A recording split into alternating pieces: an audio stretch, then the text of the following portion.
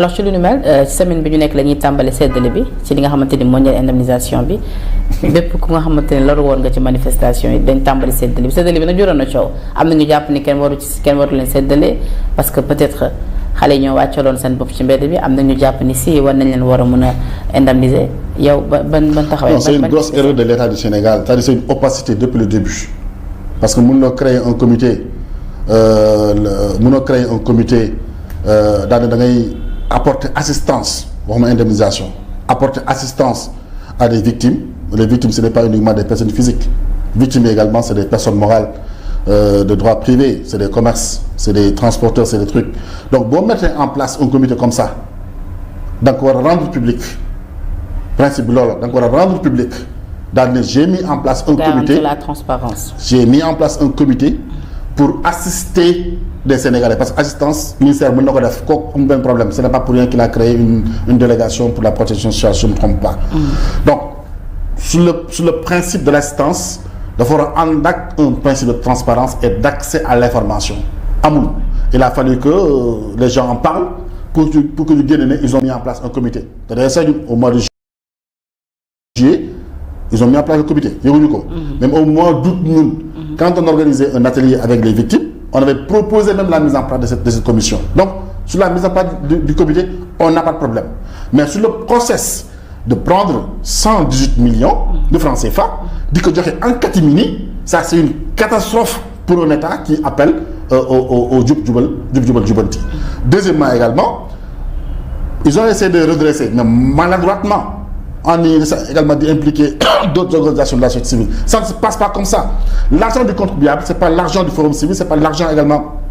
enfin, c'est pas l'argent d'une association c'est pas l'argent également d'une fondation c'est l'argent du contribuable sénégalais donc ñoom bu ñu jàppee ne dañoo war a assister ay nit ce qu'ils devraient faire moo di ne mettre nañu en place un comité képp ku jàpp ne victime nga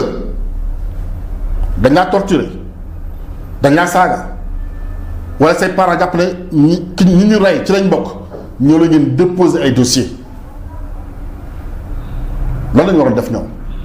képp ku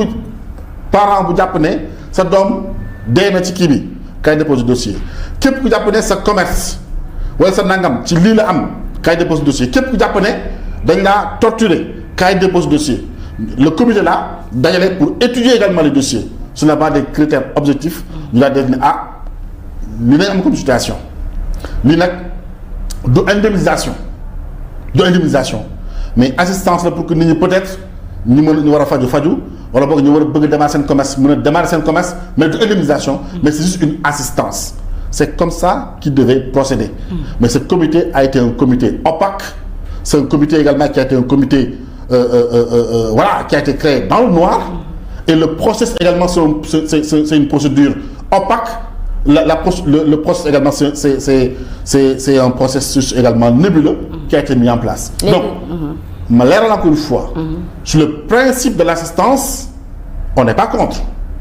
mais sur le modus operandi sur la manière par laquelle l'opération s'effectue c'est dans une opacité totale et ça que le forum civil dénonce. D'accord 1000 milliards yi tamit yéen a ngi doon sàkk ñu ni ci leeral ci jamono bi nga xamante ni am na ab activiste bu ci saisir OFNAC ak procureur. Oui effectivement nous sommes dans une situation où on demande aux Sénégalais Sénégalais ñu serrer la ceinture et que on veut mettre en place une stratégie de mobilisation de ressources. Voilà si man sama autorité ki ma jiite nee na ma gis naa dans un compte 1000 milliards man citoyen bi li ma war mooy dawal na ko dama jël 1000 milliards yi. te loolu la ñu waxoon dem te loolu également duñ ci génn. on demande au gouvernement d'aller chercher les 1000 milliards yi nga xam ne. moom la ñu gis nañ ko. dans un compte bu fekkente ne kenn moo ko moom. ñu wax ñu. bu fekkente ne sax ñu ngi doon wax ne ñu mën a traquer Farba pour 125 milliards alors que ni ñoom nee nañ am na 1000 milliards bu ñu gis si compte. waaw juste bon man souvent certaines affaires du ma bëgg di méngale mais 1000 milliards loolu ma suñu xalaat on doit aller chercher également les 1000 milliards. Ou bien qu'on dise également la vérité pour qu'on dise la vérité ci 1000 milliards yi. Sur l'affaire Farba c'est pas l'affaire en tant que telle ñun ci li ñu doon wax mais c'était la sortie du parquet national financier parce que parquet national financier forum civil dafa bokk ci organisation yi nga xam ne dañoo xeex pour mu taxaw ba génne ci benn contribution en 2021 su ma juumul même avant 2021 mooy 2021 ci le forum civil génne une contribution daal di ne au Sénégal ak différents doxalin yi il faut qu'on mette en place un parquet national financier le gouvernement bi fi nekkoon dégguñu daal ne au-delà d'un parquet national financier il faut mettre en place lu ñuy wooye un pôle judiciaire financier donc mettre en place pôle judiciaire financier bi en éliminant la CREI dugal pôle judiciaire financier bi dans le droit commun judiciaire mettre en place pour que les garanties de juridiction soient respectées pour tout citoyen yi nga xam dafay dem donc ñu ne pour bañ erreur yi amoon parce que souvent pôle judiciaire financier li muy def souvent pas tout le temps ay enquête de patrimoine la mooy diw lu mu am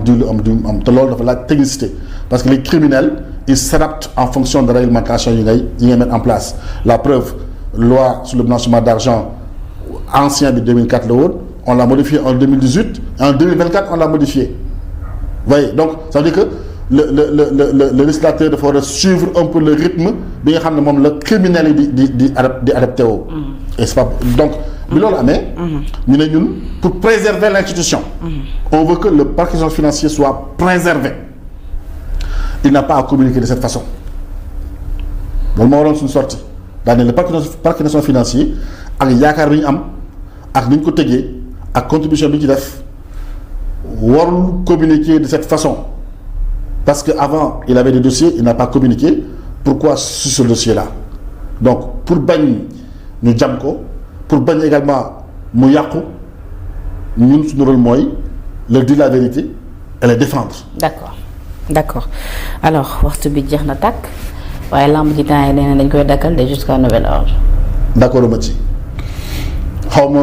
lan mooy convention entre l'État ak CNG mais dama jàpp ne fépp fu mbooloo am ci Sénégal il appartient à la police d'assurer la sécurité des populations buñ jël rek c'est vrai c'est dramatique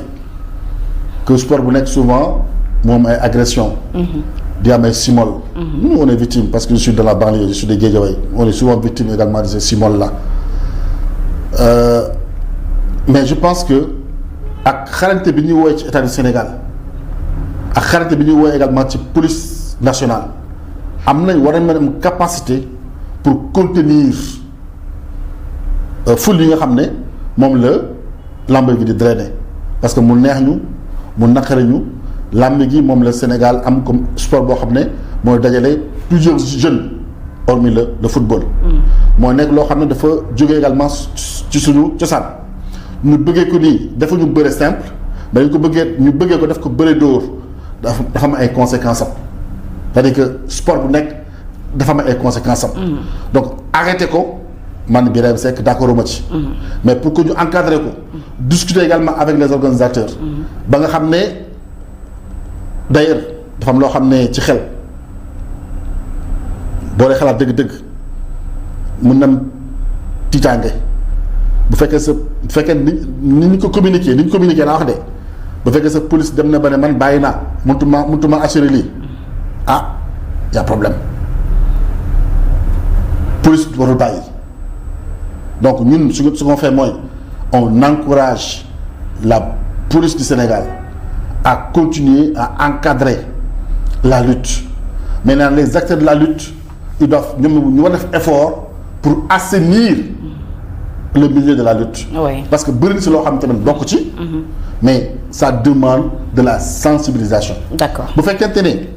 sport boo xam ne la. dafay dajale ay jeunes ñu nekk seen digg doole. mais loolu dafay laaj des campagnes de sensibilisation. Pourquoi on ne met pas une politique de sensibilisation des jeunes ci wàllu danger ci wàllu ak yeneen yi nga xam ne moo leen tax a def li ñu def. C'est important. Soit ça peut être de la drogue, soit ça peut être des questions de jeu parce que man discuté nag ay xale ay ci wàllu làmb gi am na ñoo xam ne duñ ko nangu mais man li nga ma wax li nga xam ne moo wàllu yaan ci wàllu football bi la question de naar bi li nga xam ne moo wàllu yaan ci wàllu football bi. naar bi xale yi moom la ñuy topp. li nga xam ne moom la xam ne moo wàllu yaan ci wàllu football bi. Fallou Mbaye naar bi la ba ñu arrêté woon. suspendre le football. nawetaan ci yenn zone yi. loolu nañ la ma moo wàllu yaan également ci wàllu làmb gi. d'accord donc il faut assainir mais quant à arrêter que la police génne loxoom loolu c'est une catastrophe. Birahim nag sant naa la gërëm naa. je termine c'est important. Parce que bi may ñëw. démb bi ma wàccee rek aéroport c'est ce que un jeune m'a dit Birahim il faut dire au gouvernement.